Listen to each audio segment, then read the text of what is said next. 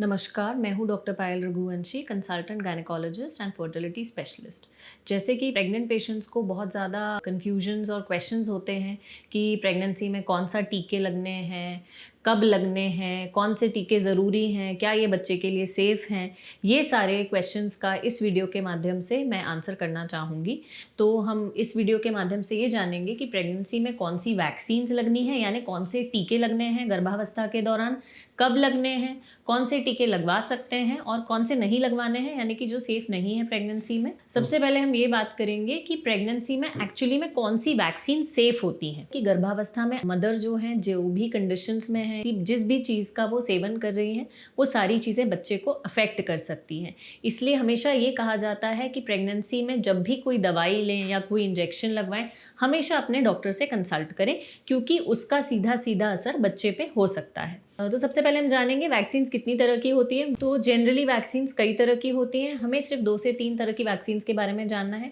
सबसे पहले मैं बताऊंगी लाइव वैक्सीन्स के बारे में, यानी कि ये जो लाइव वैक्सीन्स है, इसमें जो वायरस है या बैक्टीरिया है, जो भी जर्म्स है, उसको लाइव फॉर्म में बॉडी में डाला जाता है, पर उसकी जो बीमारी करने की क्षमता होती है उसे हटा के उसे बॉडी में इंजेक्ट किया जाता है। तो उसके अगेंस्ट जो एंटीबॉडीज़ बनेंगी वो हमारी बॉडी को उस बीमारी से या डिजीज़ से प्रोटेक्ट करती हैं। सेकेंड होती हैं इनएक्टिवेटेड वैक्सीन्स, यानी कि जो भी जर्म है उसे पूरी तरह इनएक्टिवेट कर दिया जाता है और फिर इंजेक्ट किया जाता है।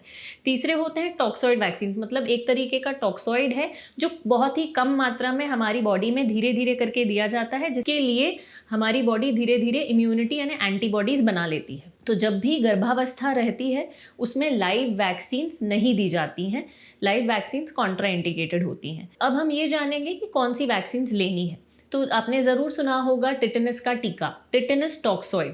टिटेनस का टीका बहुत पहले से और हमेशा से प्रेगनेंसी में लेना ज़रूरी माना गया है, हमेशा रेकमेंडेड होता है। इसके 2 डोजेस दिए जाते हैं। इसे टीटी वैक्सीन भी कहा जाता है, टिटेनस टॉक्सॉइड भी कहा जाता है। इसे कब लेना है? जनरली इसकी रिकमेंडेशंस ये होती हैं कि फर्स्ट ट्राइमेस्टर में इसे अवॉइड किया जाता है। फर्स्ट ट्राइमेस्टर यानी कि गर्भावस्था के पहले 12 हफ्ते या पहले 3 महीने में इसे अवॉइड किया जाता है, और इसे चौथे या 5वें महीने में देना सेफ होता है। इसे चौथे या 5वें महीने का टीका भी कहा जाता है। तो जनरली हम लोग इसे 16 वीक्स में देना प्रेफर करते हैं। तो फर्स्ट डोज हम उसे 16 वीक्स में देते हैं, उसके 1 महीने के बाद इसका सेकेंड डोज दिया जाता है। टिटेनस टॉक्सॉइड हमें टिटेनस जैसी खतरनाक बीमारी से बचाता है, और पेशेंट को ही नहीं, ये उसके होने वाले बच्चे को भी टिटेनस की बीमारी से बचाता है। दूसरी वैक्सीन्स होती हैं फ्लू वैक्सीन्स। फ्लू वैक्सीन्स यानी कि सीजनल फ्लू जो होते हैं, वायरल इन्फेक्शंस जो होते हैं, उनकी वैक्सीन्स भी आजकल गाइडलाइंस में रेकमेंडेड है। बट ये जो हैं ये ऑप्शनल वैक्सीन्स हैं, यानी कि जिन जगहों पे, जिन डिस्ट्रिक्ट्स में फ्लू का आउटब्रेक हुआ है वहाँ पे ये वैक्सीन्स कंपलसरी की जाती हैं।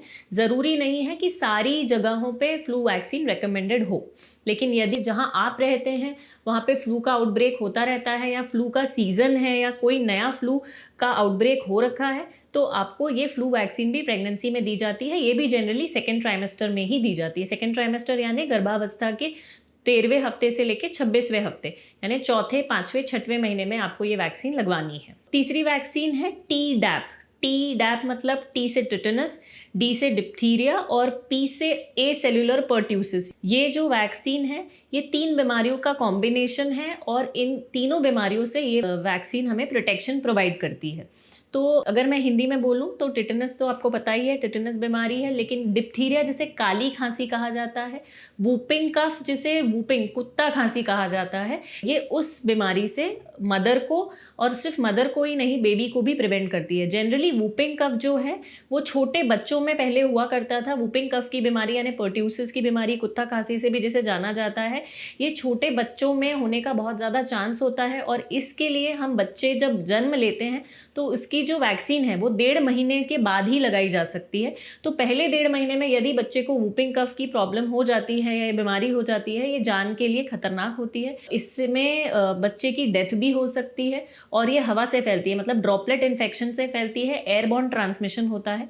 तो इसीलिए टी-डैप की जो वैक्सीन है वो मदर को, यानी गर्भावस्था में 28वें हफ्ते के बाद दी जाती है। 28वें हफ्ते यानी 7वें महीने से लेके 8वें महीने तक दी जा सकती है और इससे ना ही सिर्फ माँ को प्रोटेक्शन मिलता है, ये वैक्सीन की इम्यूनिटी जो है वो प्लेसेंटा के थ्रू, यानी प्लेसेंटा जो आमल होता है जिससे बच्चा अपना न्यूट्रिशन लेता है, उसके थ्रू बच्चे को भी इम्यूनिटी प्रोवाइड करती है। तो जब बच्चा पैदा होता है तो पहले 1.5 महीने में उसके पास ऑलरेडी वूपिंग कफ के लिए एंटीबॉडीज़ होती हैं और उसे ये खतरनाक बीमारी से बचाती हैं।